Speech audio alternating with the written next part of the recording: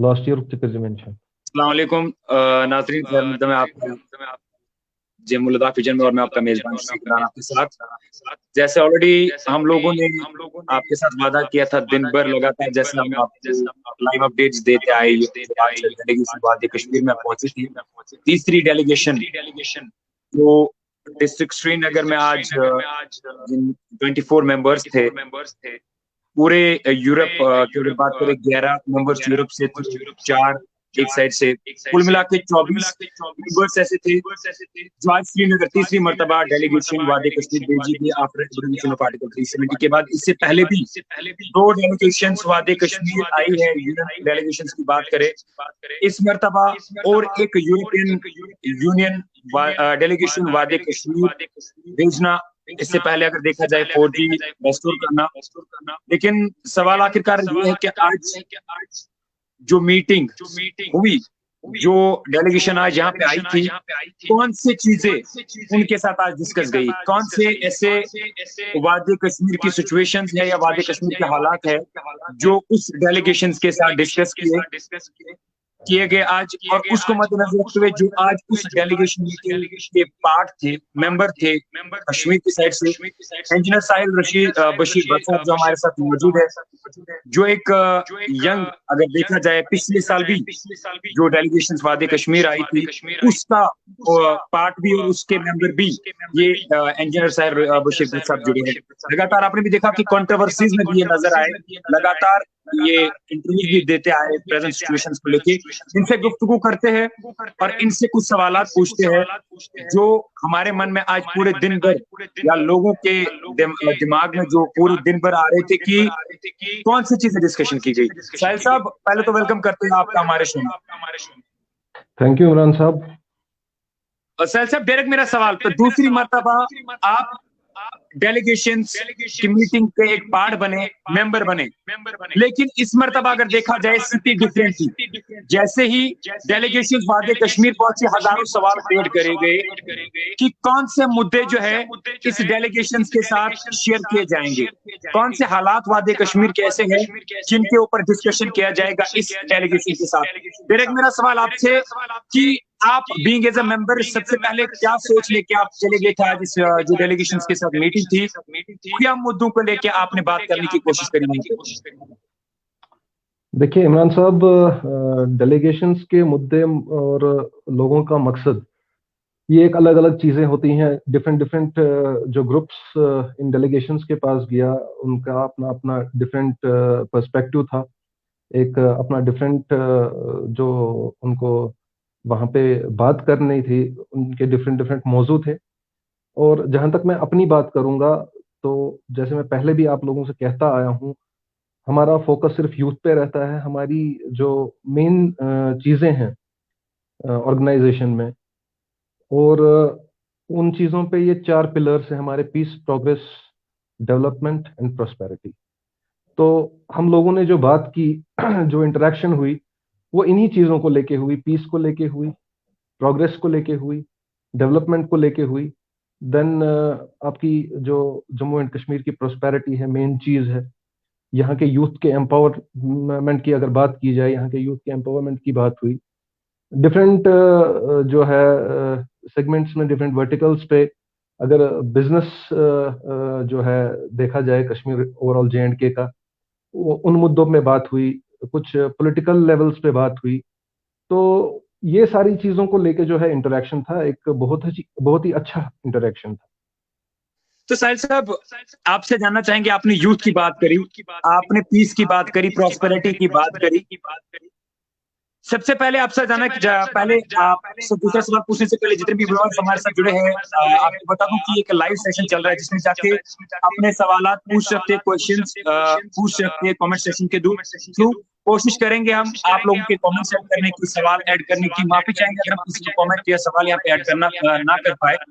आप लगातार कोशिश करें, उम्मीद करेंगे कि आपका कमेंट या आपका सवाल जो है वो भी हम इंजीनियर साहिल बशीर साहब से पूछे। साहिल साहब, कश्मीर वादी कश्मीर में अगर देखा जाए, एज पर रिपोर्ट्स के मुताबिक 8 लाख एजुकेटेड अनएम्प्लॉयमेंट है, अभी अनएम्प्लॉयड यूथ है वादी कश्मीर में। क्या बातचीत की गई उनके हवाले से? देखिए हम एम्प्लॉयमेंट को लेके बातचीत तो करने गए नहीं थे कि यूएन डेलीगेशन से हम सॉरी यूरोपियन डेलीगेशन से हम जाके बात करेंगे कि आप यहाँ के यूथ को जो है एम्प्लॉयमेंट दिलवाओ। मतलब ये कोई ऐसा कोई क्वेश्चन नहीं था, कोई सवाल ही पैदा नहीं होता कि इस तरह की हम कोई बात उनके सामने रखते कि हम जॉबलेस हैं और हमको जॉब चाहिए। देखिए सबसे बड़ी बात है, अगर मैं आप आपने अनएम्प्लॉयमेंट की बात छेड़ी। अनएम्प्लॉयमेंट का अगर आप देखेंगे, ये बैकलॉग है हमारा पिछले 30 साल का, ये आज का बैकलॉग नहीं। तो पिछले तीस सालों से साहिल साहब क्या आप उसी मुद्दों को लेके चलेंगे कि पिछले 70 सालों का जो बैकलॉग है अभी भी उसी को ऐसे ही अटका के रखना है? नहीं, मैं अटकाने की बात तो कर ही नहीं रहा हूं। देखिए इमरान साहब, ये सोचने वाली बात है, बैकलॉग एक एक साथ में तो खत्म नहीं होगा। ये सब लोगों को पता है, वाजिया तौर पे हर कश्मीरी को पता है, हर जम्मू एंड कश्मीर के इंक्लूडिंग लद्दाख के जो लोग थे, सबको पता है कि पिछले 30 सालों से हमारे साथ जो इस्तेसाल होता आया है, वाजिया तौर पे जो पॉलिटिक्स यहाँ पर खेली गई हमारे यूथ के साथ, हमारी एम्प्लॉयमेंट्स के साथ, हमारी एजुकेशन सिस्टम के साथ, हमारे डेवलपमेंट के साथ, वो बिल्कुल भी जो आप बोलेंगे नागवार होता है हर एक उस नौजवान के लिए जो इस वक्त बेरोजगार है। लेकिन आप एक डेलीगेशन के पास जाके उनको ये बोलेंगे कि हम जॉबलेस हैं और हमको जॉब चाहिए, कोई मतलब नहीं बनता है। लेकिन साहिल उनको साहब बेस आपने बताना बहुत जरूरी है। आप साहिल साहब आप बेस पीस बताना बहुत, प्रॉस्पेरिटी की बात कर रहे हैं साहिल साहब, लेट मी पीस कंप्लीट की बात इमरान की साहब, आपने उनको की साहिल साहब यहाँ पे रोकना चाहूंगा, साहिल साहब यहाँ पे मेरे रोकना को चाहूंगा मैं कंप्लीट आपको। करने दे, आप पहले मेरे को पहले कंप्लीट करने जी दे। जी जी जी वो उनको जो वजह है, जो बेस है इस अनएम्प्लॉयमेंट की, वो हमने जरूर उनके सामने रखी कि यहाँ पे वजह क्या है। चलिए आपका जो फिगर है 8.5 लाख, हमने 8.5 लाख फिगर कोट नहीं किया, हमने 4.5 लाख फिगर कोट किया, 4.5 लाख। लेकिन हमने ये नहीं कहा कि आप हमको एम्प्लॉयमेंट दो, हमने ये कहा, हमने वाजिया तौर पर ये कहा कि इस अनएम्प्लॉयमेंट की, इस बैकलॉग की वजह क्या है, why this backlog is there, किन वजूहत की वजह से हम यहाँ का जो यूथ है अनएम्प्लॉयड है। और हमारी गुजारिश ये रहेगी मरकजी सरकार से, यूरोपियन डेलीगेशन से नहीं, मरकजी सरकार से हमारी जो है गुजारिश रहेगी कि हमारे जितने भी यहाँ पे मसाइल हैं उनको एड्रेस किया जाए। साहिल साहब जी इमरान साहब आपने आगे बोलिए। बात करी, साहिल साहब लोगों का सवाल है कि आम जनता को क्यों उनसे मिलाया नहीं गया, आम लोगों को क्यों नहीं मिलाने दिया गया, या ग्राउंड जीरो पे उनके साथ ख्यालात का इजहार क्यों नहीं हुआ? देखिए मैं जो बता रहा हूँ इमरान साहब, आपको एक चीज इंपॉर्टेंट है जो मैं आपको बता दूं। जो ये डेलीगेट्स आए थे, ये किन लोगों से मिले, ये कोई स्पॉन्सर लोग तो है नहीं हम लोग जो ये स्पॉन्सर लोगों से मिले, ये वो लोग हैं जो पब्लिक रिप्रेजेंटेटिव्स हैं। या तो बिजनेस फ्रेटर्निटी के कुछ लोग वहां पे गए थे जो बिजनेस फ्रेटर्निटी के रिप्रेजेंटेटिव्स हैं। अगर पॉलिटिकल हम बात करेंगे, जो नुमाइंदे चुन के आए हुए हैं, बीडीसीज, चेयरपर्सन, या आप मेयर की बात करेंगे, जो पॉलिटिकल लेवल के बंदे थे जो वहां पे उनसे मिलने गए, वो भी तो पब्लिक रिप्रेजेंटेटिव्स हैं। या जो सोशल या पॉलिटिकल एक्टिविस्ट्स हैं, वो भी रिप्रेजेंट करते हैं किसी तबके को, तब जाके वो जाके वहां पे उनसे मिले। और जो इंसान वहां पे जाके उनसे मिला जो रिप्रेजेंटेशन करता है, तो वो तो लोगों की ही रिप्रेजेंटेशन करता है। अब ऐसा भी नहीं है वो 1 दिन या 2 दिन के प्रोग्राम के लिए आए थे यहाँ पर। 2 दिन के प्रोग्राम में वो, अगर आप ये चाहेंगे कि श्रीनगर सिटी के अंदर 15 लाख लोग हैं, वो 15 लाख लोगों से मिलेगा, तो how is it possible? It is not possible, और कहीं पे भी ऐसा होता नहीं है। बाकी तो जो एक नैरेटिव यहाँ पे चलाया जाता है, एक नेगेटिव नैरेटिव चलाया जाता है कि स्पॉन्सर्ड है या पेड एजेंट है या बाकी चीज है, कोई यहाँ पर पेड एजेंट नहीं होता, कोई यहाँ पे स्पॉन्सर्ड नहीं होता, सारे रिप्रेजेंटेटिव्स है। हाँ, जितने हमारे पास, मैंने वहां पे जितने लोग देखे, मुझे नहीं लगता है कोई ऐसा बंदा था जिसको जो है एक उठा के ना वो ऊपर से फेंका गया हो, ले भाई तू जाके बात कर। No, everybody who was interacting was representative from some group, either he was a social activist, either he was from a political background, either he was from a business fraternity. तो साहिल साहब यहाँ पे जो एक इम्पोर्टेंट सवाल है, पहले इस मुद्दे को यहीं पे रखते हैं। रिसेंटली अगर देखा जाए, इसी डिस्ट्रिक्ट श्रीनगर के सोनवार इलाके में अभी जो है अननोन गनमैन के द्वारा एक नॉन लोकल यंग बॉय के ऊपर जो है निशाना बनाया गया या उनके ऊपर अटैक किया गया है, तो उसको आप किस नजर से देखेंगे साहिल साहब? देखिए मैं हर प्रोग्राम में, हर डिबेट में, हर इंटरव्यू में जो भी मुझसे पूछता है, मेरा यही जवाब होता है दैट कोई भी ऐसी चीज चाहे सिविलियन पे हो, चाहे सिक्योरिटी फोर्सेस पे हो, या चाहे किसी और बंदे पे हो, इसको कंडेम करना चाहिए, and I condemn it. Number दूसरी चीज ये है कि देखिए इस वक्त जो डेलीगेशन, यूरोपियन डेलीगेशन यहाँ पर आई है, ये अल्टीमेटली अगर ऐसा हुआ तो ये सिर्फ ये दिखाने के लिए है कि कश्मीर ठीक नहीं है, कश्मीर के हालात ठीक नहीं है। अल्टीमेटली ये एक दाग लग जाता है कश्मीरियों पे। तो साहिल ये नहीं साहब चाहिए। कहीं पे भी किलिंग्स, कहीं पे भी अटैक्स जस्टिफाई नहीं है, चाहे वो हिंदू है, चाहे वो मुसलमान है, चाहे वो सिख है, चाहे वो सिक्योरिटी फोर्सेस का बंदा है, चाहे वो सिविलियन है। कहीं पे भी जो ये अटैक्स हैं, कहीं पे भी ये किलिंग्स ये जस्टिफाइड नहीं है किसी भी सूरत में। लेकिन जो हम एक नैरेटिव मान के चलते हैं, जो हम एक पर्सपेक्टिव मान के चलते हैं कि अच्छा हुआ, वैसा किया, ये हड़ताल की नहीं, हड़ताल की वजह से हुआ, हड़ताल करना चाहिए था इसलिए नहीं हुआ, ये एक माइंडसेट जो है बना के रखने के लिए यहाँ कश्मीर के लोगों के लिए। लेकिन ये हमारी समझ में बिल्कुल, हमारी माइंड्स में बिल्कुल नहीं आता है कि इससे कश्मीर की इमेज खराब होती है, एक कश्मीरी की इमेज खराब होती है। जो ये करता है एवरीबडी नोज इसके पीछे किनका हाथ होता है, क्या करते हैं, क्यों करते हैं, लेकिन बदनाम एक कश्मीरी होता है और इसका फिर हमको बड़ा जो है मौजा भरना पड़ता है। हम बाहर नहीं जा पाते हैं सही तरीके से, हम सिक्योर फील नहीं करते हैं सही तरीके से, लेकिन गलतियां फिर अल्टीमेटली एक कश्मीरी पे आती है। कोई ये नहीं मानता है कि ये कहाँ का स्पॉन्सर्ड टेररिज्म होता है। ये एक टेररिज्म है and we condemn this terrorism. Sahil साहब चलिए वापस डेलीगेशन की ओर चलते हैं। आज डेलीगेशन 24 मेंबर्स आए थे, उसमें जाके 11 मेंबर्स जो थे यूरोप से थे, 5 कहीं और से, 4 कहीं और से, 2 कहीं और से और 2 कहीं और से। आप लोग डेलीगेशंस मिली, दूसरी साइड में कश्मीर में शटडाउन देखने को मिला, specially Srinagar, heart of the Lal Chowk की अगर बात करें, हालांकि कोई कॉल नहीं थी या कहीं से कोई ऐसी नोट्स नहीं गई निकाली गई थी जिसमें बताया गया कि हड़ताल है, ये शटडाउन है। आपने भी देखा होगा लाइव तस्वीर में जो लगातार मीडिया के थ्रू वीडियोस सामने आए, specially heart of the Lal Chowk की, वहां पे दुकानें जो है पूरी तरीके से बंद रहे।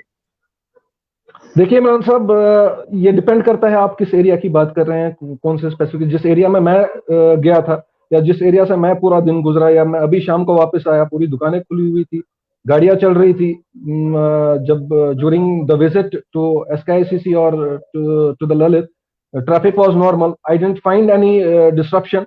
हाँ, आप किसी पर्टिकुलर एरिया को लेके चलेंगे, पर किसी पर्टिकुलर प्लेस को लेके चलेंगे, यहाँ पर मैंने काफी जो है ट्विटर पे, फेसबुक पे, कई चैनल्स पे मैंने ये देखा कि उन्होंने जो पिछली आर्टिकल 370 के टाइम की फुटेजेस निकाली हैं, वो चलाई हैं। This is very bad. We are giving what impression are we giving?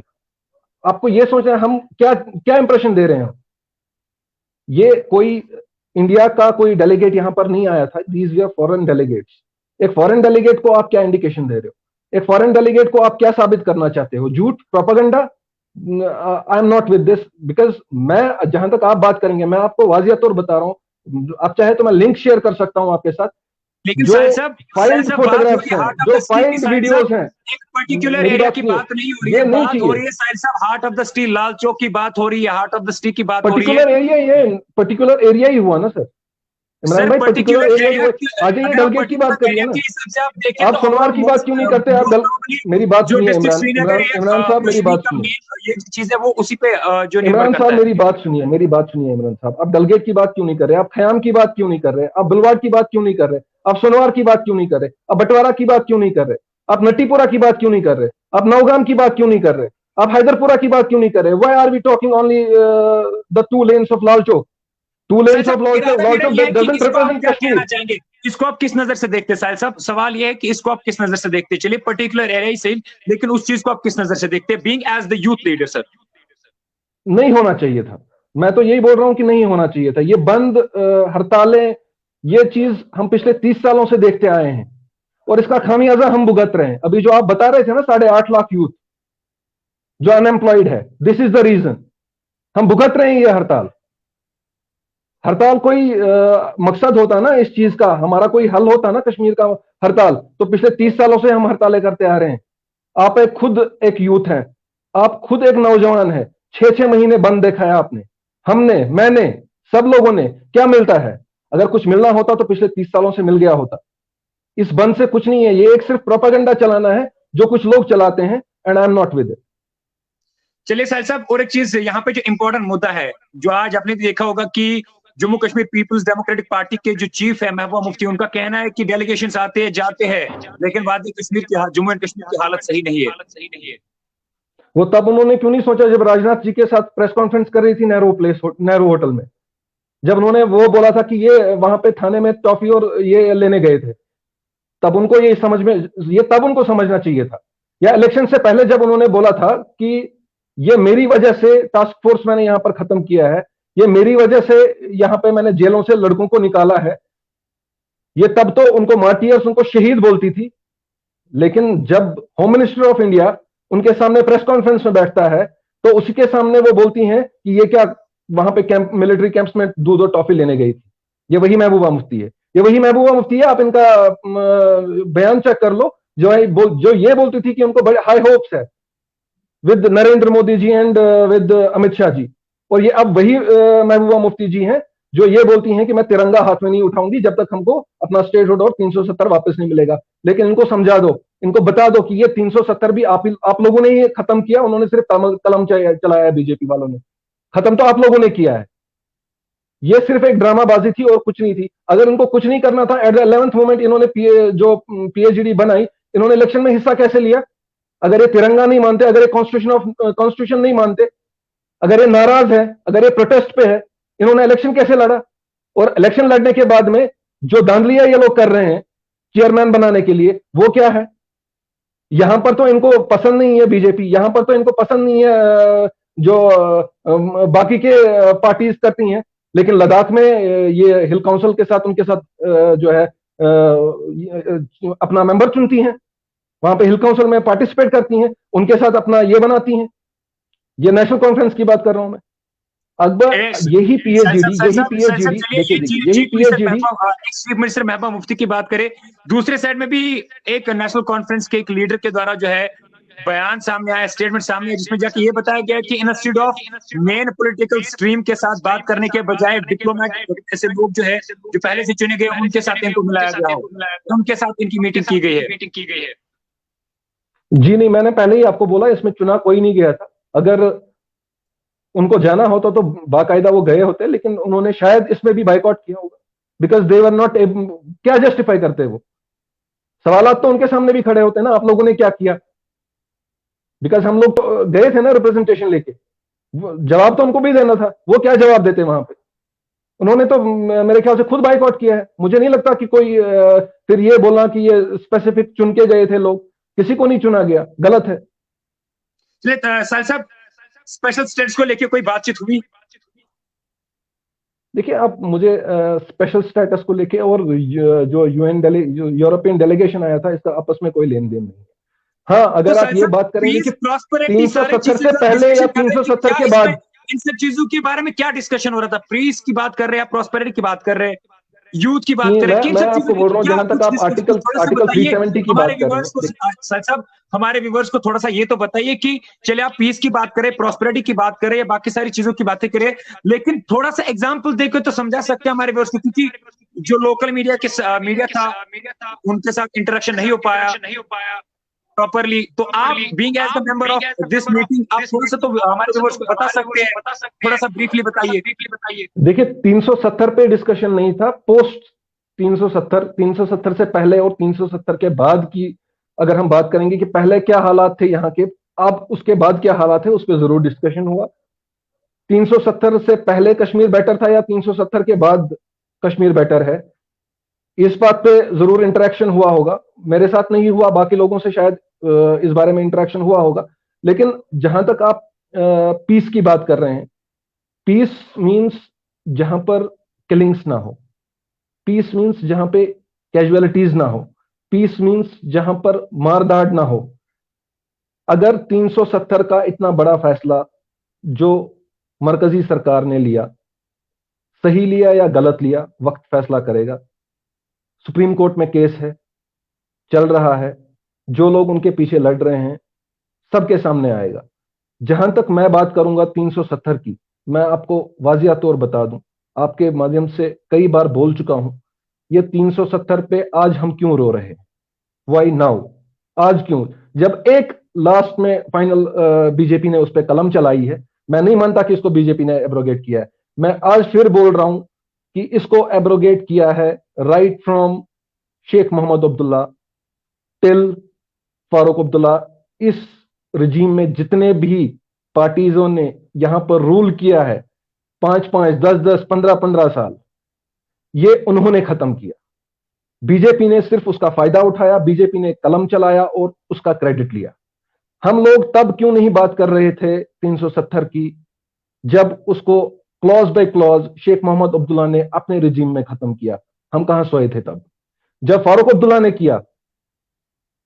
मैं डेट्स भी आपको कभी इत्मीनान से, अगर आप टाइम होगा आपके पास, आप मेरे पास आना, मैं आपको डेट्स बताऊंगा, मैं आपको वो आर्टिकल्स बताऊंगा जो एब्रोगेट किए गए, जो खत्म किए गए, जो डाइल्यूट किए गए हमारे जो 370 की हम बात कर रहे हैं, वो एक एक करके उसको खोखला कर दिया गया था।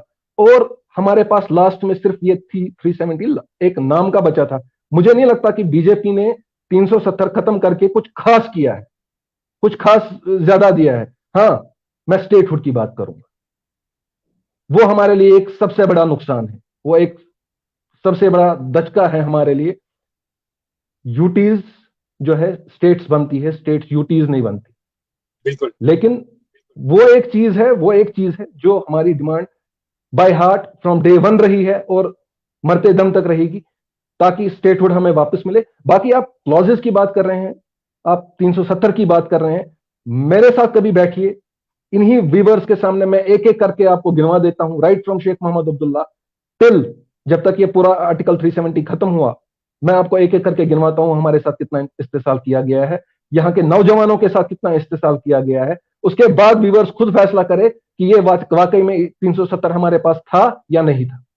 चलिए सर साहब, फिर से आप चलते हैं आपको डेलीगेशन की ओर, बता दें आपको कि आज बताया गया था एक रिपोर्ट जो एक नेशनल वायर के थ्रू सामने आया था, जिसमें जाके ये बताया गया था कि 4G रिव्यू के बारे में कुछ ऐसा जो है महसूस हुआ कि सारी नॉर्मल सी जो है कश्मीर घाटी के अंदर जो है नॉर्मल हुई है, फिर से मतलब नॉर्मल सी जो है वापस रिज्यूम हो चुकी है। तो इसके हवाले से क्या 4G के हवाले से डिस्कशन हुआ वहां पे? जी नहीं, 4G देखिए, ये 4G के हवाले से डिस्कशन होना, फिर ये बताना कि 4G रेस्टोर हो गया और यहाँ पर हमारे हालात ठीक हो गए हैं, मुझे नहीं लगता है कि ये कोई वैलिड पॉइंट है। या किसी आप मतलब वो कोई बच्चे तो नहीं आए थे यहाँ पे जिनको पता नहीं होगा। आपसे और मुझसे ज्यादा टेक्नोलॉजी में वो कहीं ज्यादा आगे हैं, और जहां पर वो बैठे होते हैं उनके पास हल पल की और पल पल की खबर होती है। आप उस वो मेरे या आपके कहने से सिचुएशन हैंडल नहीं होगी। मैं उनको बोलूंगा कि 4G रेस्टोर हो गया है और यहाँ के हालात ठीक है, और 4G ना होने की वजह से यहाँ पे हालात खराब थे, ऐसी कोई बात नहीं। सर साहब टोटल कितने मेंबर्स ऐसे कश्मीर की तरफ से थे जो इस इस मीटिंग में जो है पार्टिसिपेंट थे, या जो इस मीटिंग के मतलब पार्ट बने, जो SKCC में जिसमें जाके आप भी एक मेंबर थे सर? देखिए, मुझे बाकियों का नहीं पता, जहां तक जिनको मैं जानता हूँ कुल मिला के मेरे ख्याल से मैं 10-12 लोगों को जानता हूँ जो थे, लेकिन काफी लोग थे, मुझे लगता है 50+ थे जो रिप्रेजेंटेटिव्स थे, जो बात कर रहे थे। And it was a good interaction, और ऐसा सर नहीं है कि किसी ने, मुझे नहीं लगता डेलीगेशन में किसी भी ने। आप पार्ट थे सर साहब? सर साहब पिछले डेलीगेशन में भी आप मेंबर थे, इस डेलीगेशन में भी आप मेंबर थे। पिछले में डेलीगेशन जो थी आपके हिसाब से उसका आउटकम क्या था, और आज जो मीटिंग हुई क्या लगता है आपको कि इसका आउटकम कैसा होना चाहिए आपके हिसाब से? देखिए, आउटकम आपको तभी पता चलेगा जब जो रिप्रेजेंटेशन यहाँ पे गई है, चाहे 50 गई है, चाहे 100 गई है, चाहे 200 गई है, अगर उसमें से 50 भी एड्रेस होती हैं तो लोगों को पता तो चलेगा। आजकल मीडिया इतना जो है छाया हुआ है, अगर आप एक अपना सोशल मीडिया का पेज खोलें, आपको 2 अपने जो है फ्रेंड लिस्ट में से कुछ पोस्ट मिलेंगे, 4 मीडिया के मिलेंगे। तो मुझे लगता है कि सब लोगों को आजकल खबर होती है पल पल की, हर पल की, हर सेकंड की। तो जितने भी लोग हैं, हम जम्मू एंड कश्मीर के जितने भी नौजवान हैं, बूढ़े हैं, बच्चे हैं, हर किसी के पास मोबाइल है, हर किसी के पास सहूलियत है, हर किसी के पास टेक्नोलॉजी है, सबको पता चल जाता है टाइमली कि क्या आउटकम है क्या नहीं है। अब मैं बोलूंगा कि इसका आउटकम बहुत अच्छा है, so that won't be at this point of time वो एक चीज चलिए बोलना फिजिबल नहीं होगा। लास्ट जो डेलीगेशन आई थी उसके हवाले से, क्योंकि आप उसके भी तो पार्ट थे, उसके भी तो मेंबर थे, उसके बारे में थोड़ा सा बताइए आपके हिसाब से। उस डेलीगेशन जो लास्ट प्रीवियस डेलीगेशन थी उसका आउटकम क्या है आपके हिसाब से? अब तो ये नहीं आज, तो चलिए आज के हवाले से आगे देखेंगे कि आगे इसका क्या आउटकम आएगा, जैसे रिप्रेजेंटेशन चली गई हो, लेकिन पिछले वाले में क्या आपको लगता है? देखिए, पिछली वाली जो डेलीगेशन आई थी मेनली इस चीज के लिए आई थी कि ऑन ग्राउंड यहाँ पर वाकई में क्या ह्यूमन राइट्स वायलेशन होती है, जो इल्जाम लगाए गए थे। एंड सबसे मेन जो फोकस रहा था कि जो प्रोपेगेंडा चलाया जा रहा था बाकी कंट्रीज के अंदर की वहां पर कत्लो गारत हो रही है, किलिंग्स हो रही हैं, बाकी चीजें हो रही हैं, तो मुझे नहीं लगता कि उस टाइम पे ऐसा कुछ हो रहा था। और वो जो बखूबी उन्होंने देखा, हाँ अब मैं बोल सकता हूँ इंटरनेट कर्व थे उस टाइम, फोन लाइन्स काम नहीं कर रही थी, बट अगर आप ओवरऑल सिनेरियो देखे, जो इतना बड़ा डिसीजन लेने के बाद जहां पे आप एक्सपेक्ट कर रहे थे कि मास एजिटेशन होगी, लोग घरों में नहीं बैठेंगे, और जहां पर आप इतना जो बड़ा चढ़ा के कैजुअलिटीज की बात कर रहे थे, तो मुझे नहीं लगता कि वैसा कुछ हुआ था। और वो वही देखने आए थे वाकई में क्या हुआ था या नहीं हुआ था। उस वक्त यही बात हुई थी। अगर उस वक्त बात हुई तो कितने लोग मारे गए थे, मुझे नहीं लगता नहीं मारे गए थे। तो मैं थोड़ी बोलता कि 10 लोग मारे गए या 100 लोग मारे गए। उस वक्त यही बताया नहीं कुछ नहीं हुआ। जो उस वक्त इंटरेक्शन हुई इसी बात पे हुई। चलिए सर साहब, लास्ट में आप जानना चाहेंगे, क्योंकि कुछ जो हमारे व्यूवर्स है यूथ वादी कश्मीर की बेटे बेटियां क्या एक्सपेक्ट करके चले वो, सर साहब लास्ट में आप भी एज अ यूथ लीडर, क्योंकि आपने भी जो है कहीं ना कहीं से पॉलिटिक्स में इन्वॉल्व हो चुके हैं और एक पार्टी के एक लीडर भी है, आप प्रेसिडेंट भी है, तो भी एज अ यूथ लीडर क्या एक्सपेक्ट करें हमारी वादी कश्मीर की आवाम या वादी कश्मीर की यूथ जो अभी बहुत ज्यादा परेशान है, डिप्रेशन में है? देखिए, मैं अपने यूथ से हाथ जोड़ के गुजारिश करूंगा कि आप लोग जो है इन 4 चीजों पे ध्यान दो। ये कोई मेरा पर्सनल जो है स्लोगन नहीं है, कोई पर्सनल फंडा नहीं है। हमें प्रोग्रेस की ओर जाना है, हमें डेवलपमेंट की ओर जाना है, हमें पीस की ओर जाना है, हमें बर्बादी की ओर नहीं जाना। देखिए, पिछले अगर आप बात करेंगे ना, ये कश्मीर का जो हम बोलते हैं कि it is a disputed territory, it's a conflicted territory, ये हम लोग किसी नेगेटिव नैरेटिव में आके, किसी के बहकावा में आके इसको एक अनपीसफुल जो है लैंड बना रहे हैं, जिसका नुकसान और जिसका खामियाजा किसी बाहर वाले को नहीं भरना पड़ रहा है, जिसका खामियाजा यहाँ के यूथ को, यहाँ के आने वाली जनरेशन को, और जो प्रेजेंट में यहाँ पर जनरेशन है, जो उभरने वाला यूथ है, उस पर है। लेकिन नैरेटिव ये किसी और का है, पॉलिसी ये किसी और ने ड्राफ्ट की है, इंप्लीमेंट हम पे हो रही है, और नुकसान भी हम ही उठा रहे हैं। मैं नहीं चाहता कि हमारा यूथ खराब हो, मैं नहीं चाहता कि हमारा यूथ जो है डिस्ट्रैक्ट हो जाए, मैं नहीं चाहता कि हम प्रोग्रेस से पीछे रहे, मैं नहीं चाहता कि हम डेवलपमेंट से पीछे रहे। देखिए, बाकी जो सियासी मसले यहाँ पे है, वो सियासी मसले सियासी सतह पे हल होते रहेंगे। It will take its own course of time, but इसके पीछे हम अपना फ्यूचर बर्बाद ना करें। मेरी गुजारिश है यहाँ के यूथ के, जो यहाँ के बच्चे हैं, उनसे गुजारिश है मेरी कि आप लोग बिल्कुल इस पीस, प्रोग्रेस एंड प्रॉस्पेरिटी पे ध्यान दो। बाकी जो पॉलिटिकल फैसले होते रहेंगे वो आपके और मेरे होने से नहीं होंगे, वो एक इंटरनेशनल लेवल पे जो है फैसले होते हैं, इवन नेशनल लेवल पे भी नहीं होते। सो प्लीज आप लोग अपने ऊपर ध्यान दो, आप लोग अपने पीस के ऊपर ध्यान दो कि हम लोग पीस कैसे बरकरार रखें, प्रॉस्पेरिटी कैसे बनाएं अपने स्टेट की, प्रोग्रेस कैसे करें, डेवलपमेंट कैसे करें। वही हमारा फ्यूचर है, वही हमारी शान है, और वही हमारी आने वाली जनरेशन का फ्रूट है।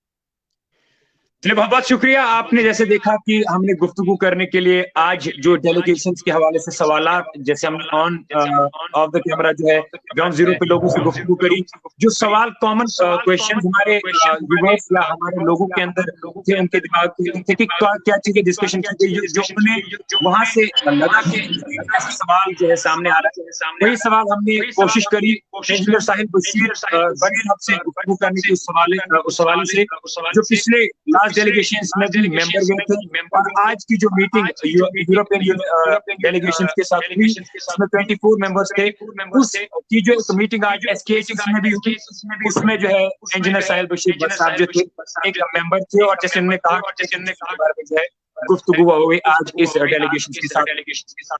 आगे जिंदगी रही तो फिर से कोशिश करें कि आप तक ऐसे ही कुछ पॉलिटिकल लीडर्स, ऐसे कुछ सोशल एक्टिविस्ट को लाने की जिनका कनेक्शन कहीं ना कहीं से वादी कश्मीर की समाज, वादी कश्मीर की आवाम के साथ जुड़ा हो। सर साहब, इतने बिजी शेड्यूल में अपना वक्त देने के लिए सर आपका बहुत बहुत शुक्रिया। आपका भी बहुत बहुत शुक्रिया इमरान साहब, thank you so very much. चलिए, थैंक यू। इंशाल्लाह जिंदगी रही तो कल फिर से आपके साथ मुलाकात होगी, तब तक के लिए अल्लाह हाफिज, अल्लाह निगहबान।